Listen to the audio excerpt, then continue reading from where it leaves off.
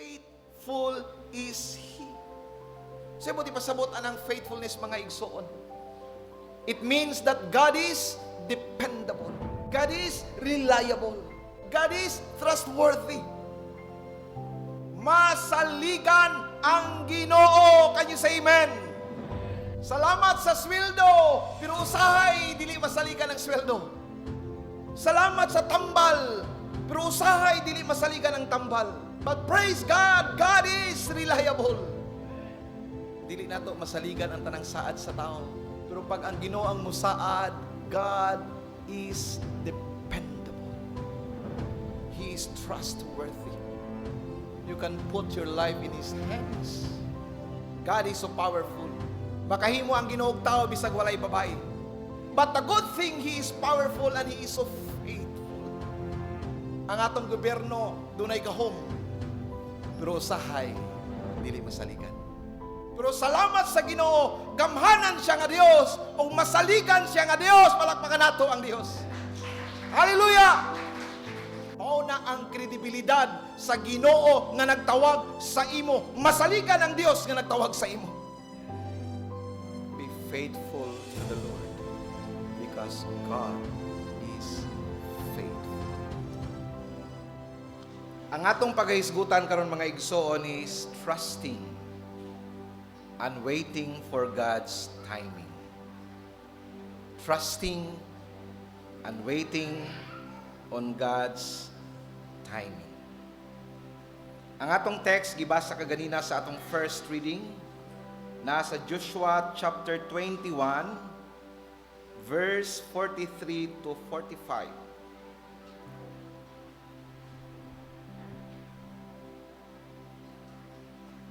Joshua chapter 21 verses 43 to 45. So the Lord gave Israel all the land which He had sworn to give to their fathers, and they possessed it and live in it. And the Lord gave them rest on every side, according to all that He had sworn to their fathers, and no one of all their enemies stood before them. The Lord gave all their enemies into their hand. Last verse. Not one of the good promises which the Lord had made to the house of Israel failed. All came to pass. Mga igsoon, ang timetable sa Ginoo kasagaran, dili man kanunay kasagaran, dili gyud muhaom sa timetable sa tao. Mao gina ang kamatuoran nining atong kinabuhi. Mao nang magsigi tag pangutana nga nganong wala pa man Lord. Ginoo kanus-a pa man. Tungod kay ang kamatuoran mga igsoon, ang timetable sa Ginoo dili usahay tukma sa ato ang timetable. Now I understand you. Kasabot kay ko sa inyo ha. Walay taong ganahan magpaabot. Can you say amen? But you know what? Most of life is all about waiting. Christian life is a waiting life.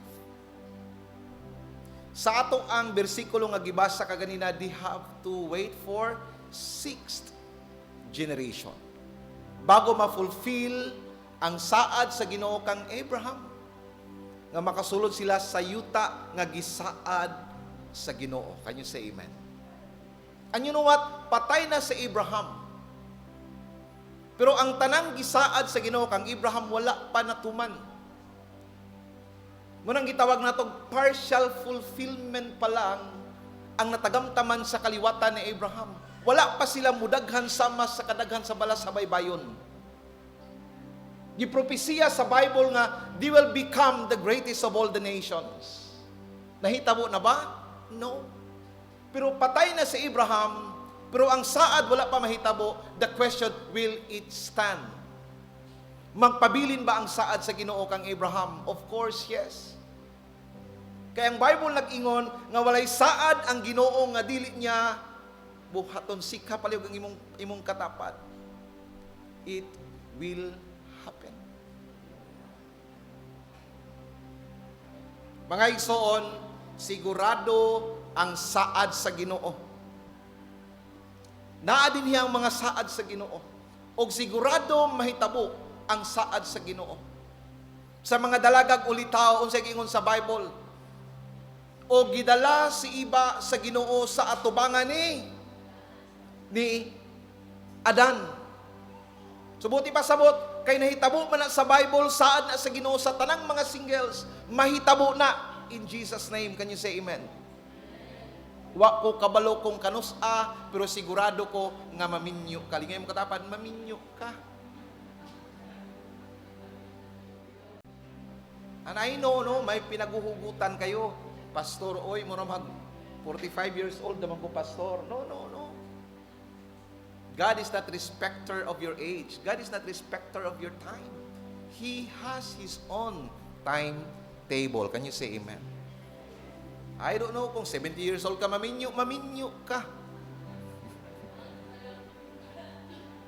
O may rapon mo nga, ayaw na lang, magbuot ra ba mo sa Ginoo? Magkakamo na lang Ginoo. Amen. Mga igsoon, mao ni ang realidad sa kinabuhi. It's so hard because the promise is sure, but the timetable is unknown. Kanusa mahitabo. Munang lisod sa atong part because you have to trust and you have to wait. Kana bitawng nag-ampo ka, kana bitawng gibuhat na nimo ang tanan, nagmatinud-anon ka, pangalagad sa Ginoo, and then when you pray to the Lord, it seems nga ang Ginoo hilom kaayo. It seems nga ang Ginoo wala gitubag sa imo. Diha na dayon magsugod ang pagduha-duha. Nakadungog ba ang Ginoo sa akong pag-ampo? Naminaw ba ang Ginoo sa akong pag-ampo? Mahitabo pa ba ning gisaad sa Ginoo sa iyang mga pulong? Diha na dayon mo creep in ang atong mga pagduha-duha, mga igsuon. And this morning I would like to encourage all of us. Learn to hear the voice of silence. Everybody say, voice of silence. Say it one more time, voice of silence. Kung hilom ang Ginoo, nakig-istorya ang Ginoo sa imo. All you have to do is to hear it. Ang still small voice of God. When God is silent, He is talking to you. Can you say amen? Mga igsoon, you will be in big trouble kung mag-una-una ka sa plano sa Ginoo. Balikon ako. I hope you will not miss it. You will be in big trouble kung mag-una-una ka sa plano sa Ginoo. Magminyo na ko, Lord.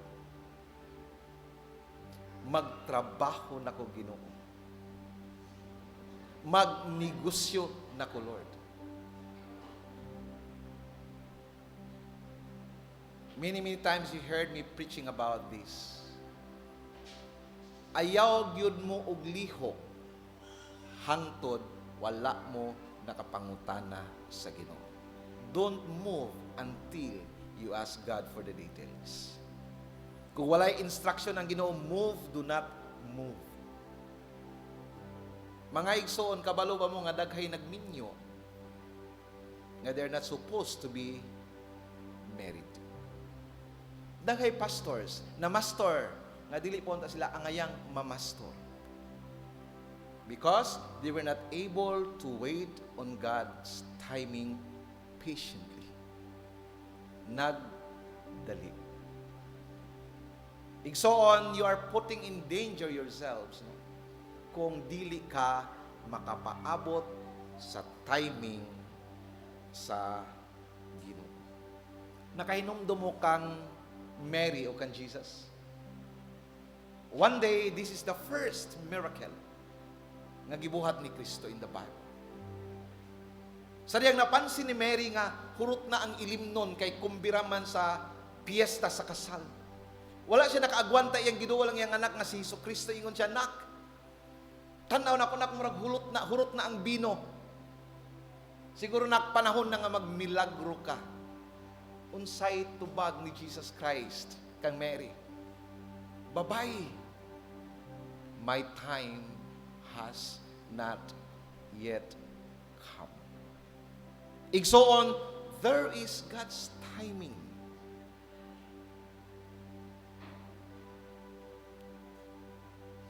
Munang dapat atong masabtan nga kung dunay promisa ang Ginoo, there's always a timing kanus ang mahitabo ang promesa sa Ginoo sa imong kinabuhi. And you have to hold on in it. If God wants you there, you will be there. Can you say amen? Kung gusto ang Ginoo makaabot kag Japan, makaabot kag Japan. Kung gusto ang Ginoo makaabot kag US, makaabot kag US. Can you say amen?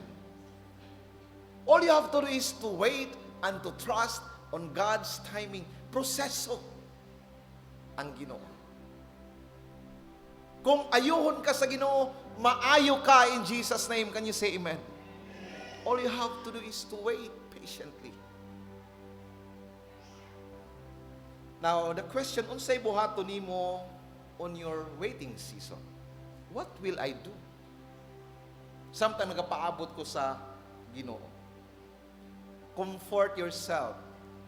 Niini nga kamatuoran. Number 1, there is a divine timing. There is a divine timing. Kung nagkugi ka diha sa pagpangalagad sa Ginoo, ayaw expect dayon nga muani ka. Kung nagpugas ka, ayaw expect dayon nga mo harvest ka. Paabot igsuon. Doon na tayo igsuon din sa simbahan. Ngiignan ako siya. Because she practiced this first fruit. Ingon ko, sige lang. Muani ra kapuhon. Karon wala pa ni mo na maani. But I am telling you, muani gyud ka kay nagpugas mangka. Can you say amen? Og ikaw mismo makatestify ka nga kining imong giani tungod kay mipugas ka sa una, because that will become your life testimony. Mao man na ang hinungdan nganong ipahibalo ka sa Ginoo aron makasangyaw ka sa pagkamaayo sa Ginoo.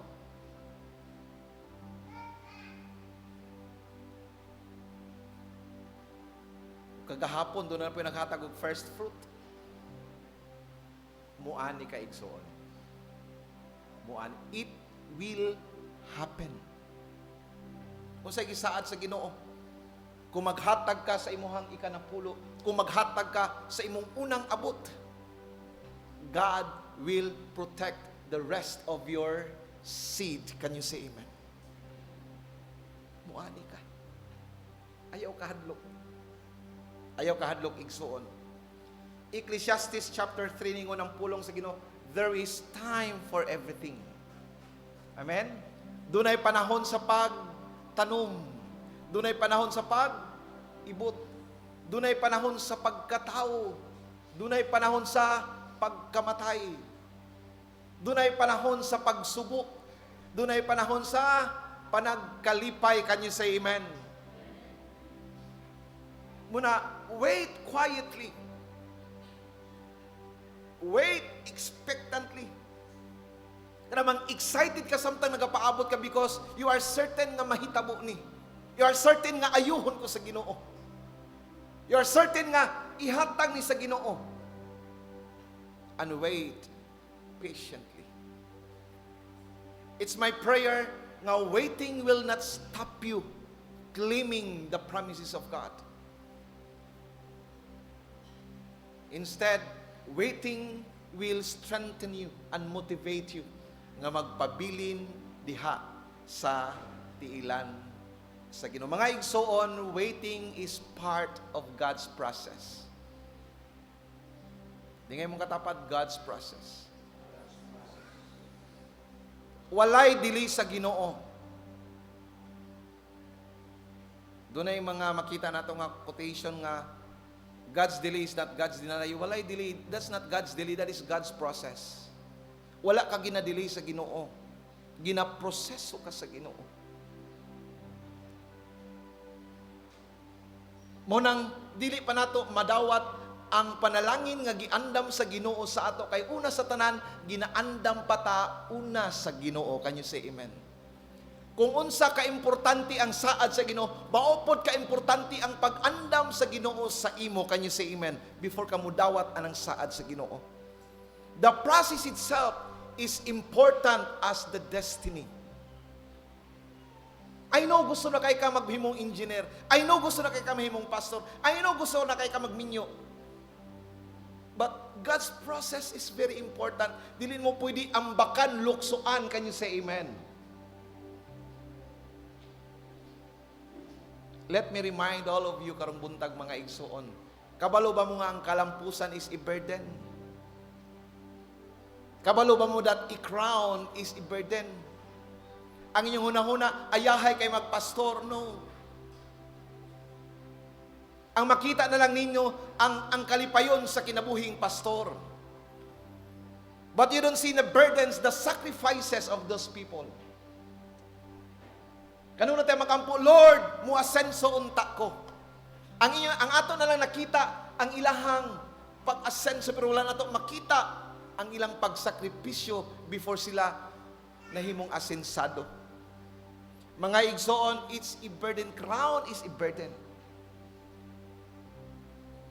Being a millionaire is a burden. Mga igsoon, kabalo ba mo? Nga ang kalampusan mura na og kutsilyo. You can hold it in a way nga masamad ka or you can hold it in a way nga matabangan ka. Can you say amen? I know makarelate ang tanan ani mga igsoon. Walay ginikanan nga magpagunit og kutsilyo sa iyahang anak. Amen? Kabaluta nga ang kutsilyo makatabang, pero kung usa ka bata ang maggunit sa kutsilyo kabaluta, delikado. Kanyo sa amen. Kinanglan andamon sa ang bata. Ingon ani ang pagproseso sa Ginoo sa kinabuhi sa tao. When God is preparing you, it will hurt you. Can you say amen? It will hurt you. Kung ginaandam ka sa Ginoo, sa next level of your life, it will definitely hurt you. Sakit kaayo, magpaabot ka igsoon. But it's worth the wait. Palakpakan nato ang Dios. Ayaw kalibog sa proseso sa Ginoo o sa delay. Balikon ko, do not be confused with God's process and delay. Ang delay, strategy na sa gingharian sa demonyo aron mas stagnate ka. Aron madili ka. Aron dili ka makasulod sa imuhang destiny. Pamaagi na sa demonyo. Or probably, ang delay sa imong kinabuhi because of your wrong choices. Mao na ang delay. Maningkamot ang kaaway nga dili ka kasulod sa imuhang promise. Lamo nang i-delay ka. Unsa ang hinungdan sa delay sa Israelites going to the promised land? It was not because of the enemy. It was because of their own choices. Igsoon dili maghatag ang dili og ang Ginoo og dili sa imo. Ang kasagaran ang hinungdan sa atong dili, our choices or maybe the attack of the enemy. Mo na ang dili. Ang process sa Ginoo, it is strategy sa Ginoo aron makasulod ka sa gingharian sa Ginoo, aron makasulod ka sa yutang gisaad sa Ginoo, aron sigurado nga makalahutay ka hangtod madawat nimo ang gisaad sa Ginoo. Can you say amen? So God's process is a blessing. God's process is a gift. Kanang ginaproseso ko sa Ginoo, panalangin din sa Ginoo. Kay ginaandam ko sa Ginoo sa usa ka panalangin. Nga one day, I will enjoy it because I'm ready to receive it. David was anointed a king when he was 16 years old. Can you imagine? Gidihugan na uglana si Haring David. 16 anyos pa lang siya that he will become the next king of Israel. Pero kabalo ba mo how many years nagpaabot si David before he finally sit on the throne? It was 14 long years. 14 years. Aya pa nahimong hari si David sa Israel. In fact, dunay panahon igsoon nga David was tempted. Ingon ang mga sundalo ni David katong nagpahulay sila dito sa langob. And then dito po nagpahulay si Saul sa langob. Ingon ang mga sundalo ni David, Sir, pagkakataon mo na to. Iyan na. Muna ning gisaad sa Ginoo, sir, nga ihatag niya sa imong mga kamot ang imong kaaway. Naana si King Saul, sir, nakatulog. You can stop him. You can kill him anytime. Kaya wag yo'y kalibutan si King Saul. Sa mata sa mga sundalo ni David, it was the right time that David will become the next king. Kung patyo niya si Saul automatic, mahimong hari si David. Pero sa gibuhat ni David, iya lamang gikuhaan og sidsid ang gisuot ni Haring Saul.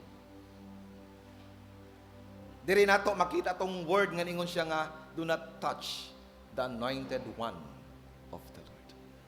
Nangayog pasaylo si David sa Ginoo, Lord, I should not touch the anointed one.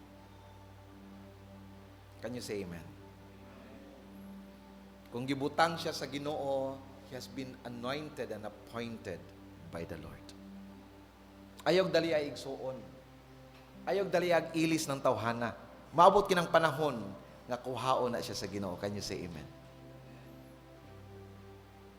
Inana ang kinabuhi. Jesus Christ waited for 30 years para sa tulo ka tuig ug tunga lang nga ministry.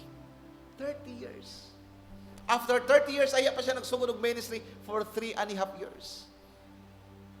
And then he died, resurrected, and ascended in heaven.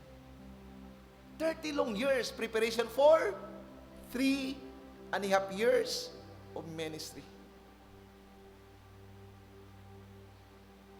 Mga igsoon, he waited and prepared. Balik ko sa mga dalagag ulitaw. Basin ang hinungdan sa Ginoo nga nung gipapaabot pa ka, because this is your season of preparation. Everybody say, season of preparation. So kay mangandam ang kaon si buhaton sa pangasawunon. Magtuon na ka magluto. Magtuon na ka manilhig. Magtuon na kag matag sayo. This is waiting. This is season of preparation. It is not a passive waiting, magpaabot ka wakay. No. Maybe God is preparing you. You have to do something about it. Kung negosyante ka, maybe this is your time nga mangandam ka. Equipping yourself. Bansayo ng imong kaugalingon to become the next great businessman.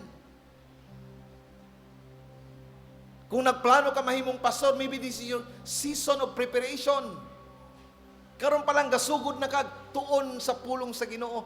Karon pa lang gabansay na ka unsaon pag bahin-bahin apod-apod ang pulong sa Ginoo. Can you say amen? Do not waste your time, your season of waiting.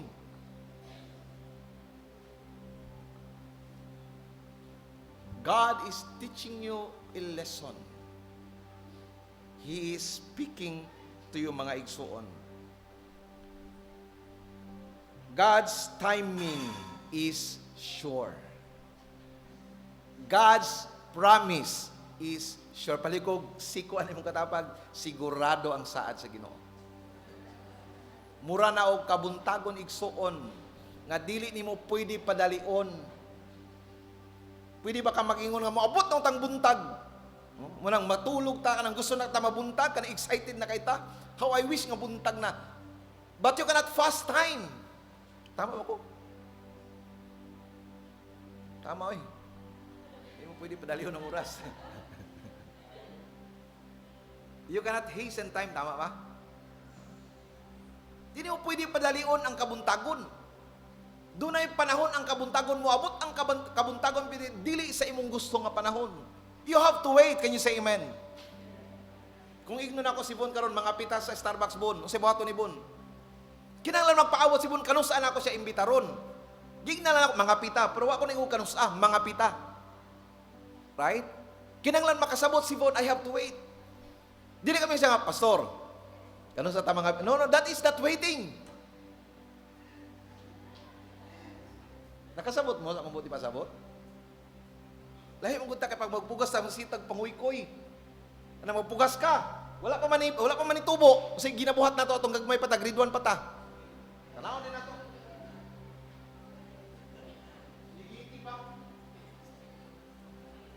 Tama ba? Ulingay mo katapat, ayaw na kuya. Basta nagsaad ang Ginoo, mahitabo ang saad sa Ginoo. Ayaw sige kuya. Ato man ginakuy. Muna kung imong kuyo na matandog, di na hinuon mabuhi. Tama ba tayo digong? No? Kanang imong hilabtan ba? Pasagdi.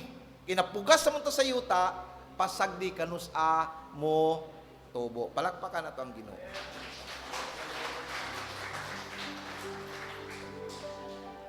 So I hope wala na'y manguykoy.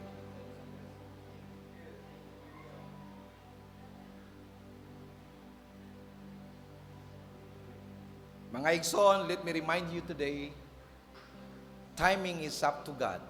It's not up to us. Again, timing is up to God. It's not up to us. Ang gihatag lang sa ato sa Ginoo, you have to trust me and wait for me. In His time, in His time, He makes all things beautiful. In His time, show me every day that you're teaching me your way. Me to you that in His time. In His time, He makes all things beautiful.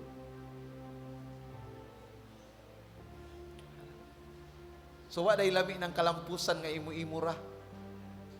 But when that success is based on God's timing, it will be made beautiful by the Lord. Hallelujah. Wala din ay lami nang magminyo-minyo ka nga imo-imura. Lahi ganitong magminyo ka nga uban ang timing sa Ginoo sa imo. Amen. Wa gid ang lami nang moadto kag Japan nga di pa panahon nimo.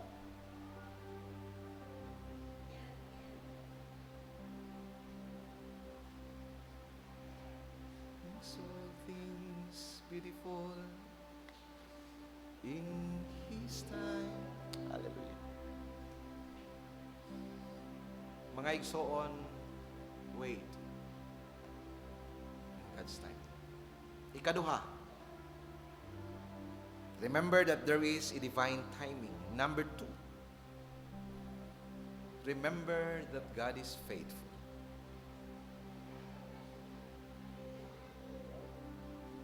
God is faithful. In 1 Thessalonians chapter 1 verse 23, chapter 5, verse 24. 1 Thessalonians chapter 5, verse 24. Ingon ang pulong sa Ginoo, faithful is He who calls you, and He also will bring it to pass. Can you say amen? Faithful is He. Matinud-anon siya nga nagtawag sa imo. O walay butang nga gisaad sa Ginoo nga dili mahitabo sa imo. I take it. Everybody say, I take it. I receive it, Lord. Faithful is He. Sa buti pasabot anang faithfulness, mga igsoon. It means that God is dependable. It means that God is reliable. It means that God is trustworthy. Masaligan ang Ginoo. Can you say amen? Palakpaki ang Diyos.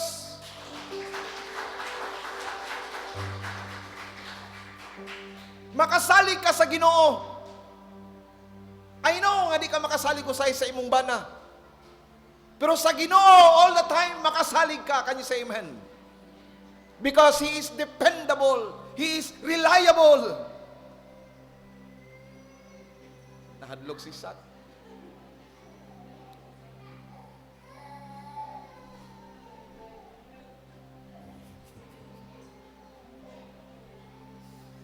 Amen. Salamat sa sweldo, pero usahay, dili masaligan ang sweldo. But praise the Lord, God is dependable. Salamat sa tambal, pero usahay, dili masaligan ang tambal. But praise God, God is reliable.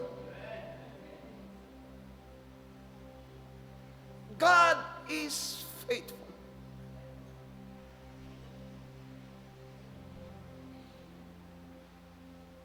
He is faithful.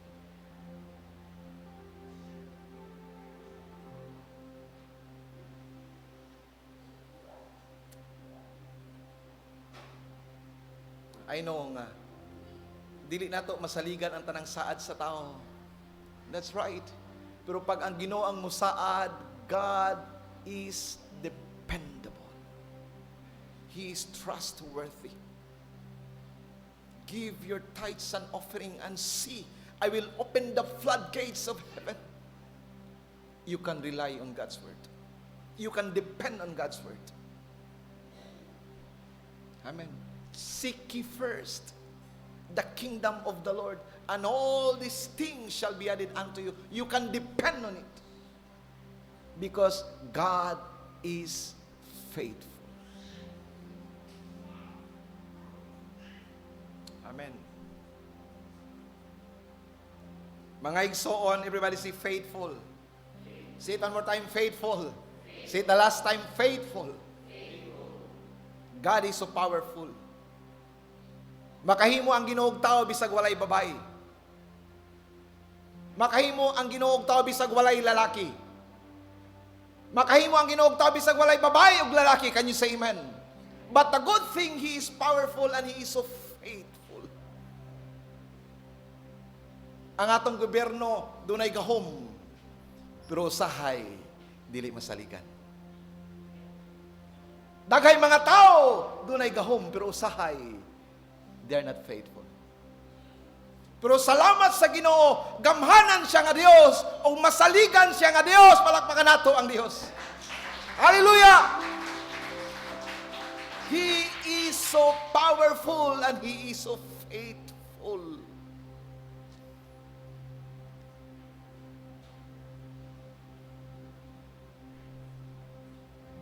You can put your life in His hands. You can put your future in His hands.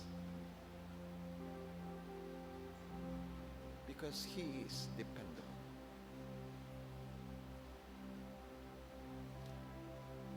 Igsoon, let me remind you, mao na ang kredibilidad sa Ginoo nga nagtawag sa imo.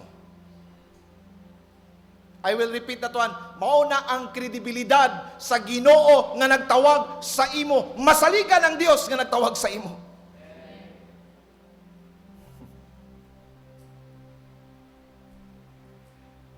Hallelujah.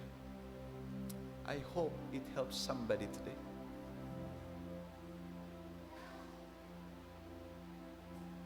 Be faithful to the Lord because God is faithful.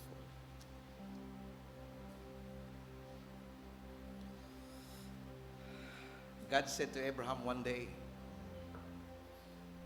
tan-awon dagod nako ni si Abraham bi, kung musalig ba siya sa ako. He said to Abraham one day, nak, ihalad ang anak nimo nga si Isaac. Katong akong gisaad sa imo, katong akong gihatag sa Ginoo, katong akong gihatag sa imuha today, I want you to offer him to me. Igsoon, the following day, early in the morning, wala nagduha-duha si Abraham. Sayo sa kabuntagon, bugtaw si Abraham. Kauban yung mga sulugoon o ang iyang mga dangki. Paingon dito sa Mount Moriah. Excited nga i-offer si Isaac. Nganong nahimo man ni Abraham such a difficult task? Nganong nakayanan ni Abraham? Because ang iyang pagtuo nakaangkla sa pagka masaligan sa Ginoo. Can you say amen? Kung nagsaad ang Ginoo nga, I will make you a great nation. Ang pagtuo ni Abraham, God can do it bisag wala na ko'y anak. Can you say amen?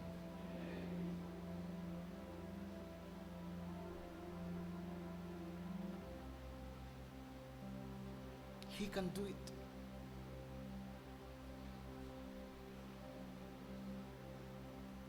Testimony. I always told Pastora, kung patuon ta sa Ginoo sa Japan, muadto tag Japan, bisag wala pa tay ticket nga nabuk karong adlaw. Learn to trust on God's timing. It's a painful process. Amen? Lisod. Kana nag-expect ka na din wala. But learn to trust God's process. Ingon ana magproseso ang Ginoo.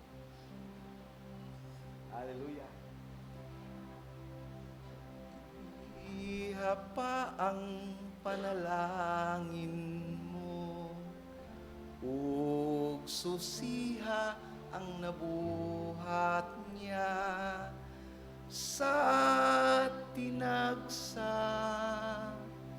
Pag-isipon mo ang kahibulungang buhat ni Jesus. Ihapa ang panalangin mo, ug susiha ang nabuhat niya sa tinagsa. Pag-isipon mo ang kahibulungang buhat ni Jesus.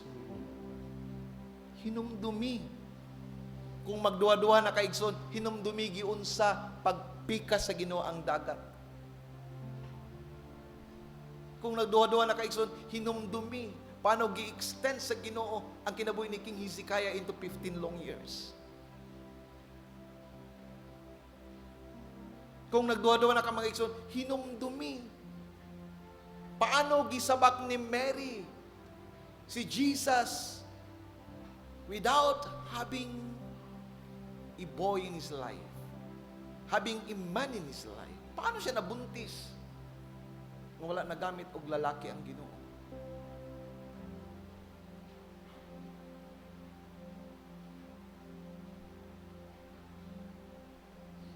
Mga igsoon, I hope